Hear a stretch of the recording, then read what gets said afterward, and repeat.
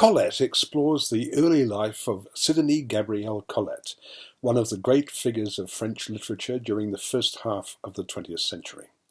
She was born in the village of Saint-Sauveur-en-Puisaye in Burgundy, and we first meet her, vividly incarnated as she is for the screen by Keira Knightley, in 1892, when her parents, who live modestly, are entertaining a famous writer from Paris.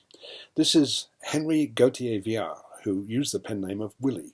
He's played by Dominic West, and his waspish criticism of the Paris art scene, describing a production of Tosca, he claims that bad theatre is like dentistry, appeals to the young woman, so much so that after he's officially left the family home, she meets up with him for a clandestine romp in the hay, literally.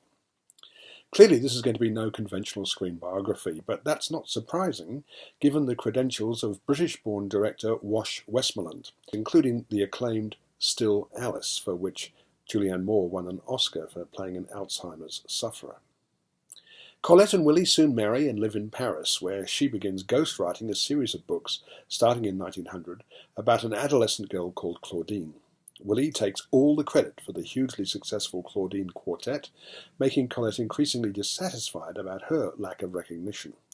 She's further discomfited by the fact that Willie is a serial womanizer. It's what men do, he assures her. Eventually, she takes a lover for herself. Georgie, Eleanor Tomlinson, is a very liberated married woman, but Colette is soon mortified to discover that Willie is also sleeping with her.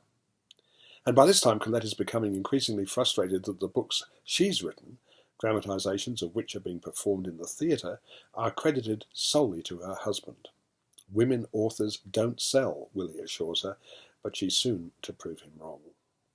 Of course, Colette soared above all the scandal to become the most celebrated female author in the history of French literature.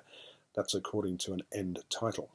She wrote many books, but it is perhaps rather curious that the film never mentions the 1944 novella for which she's probably best remembered today, Gigi.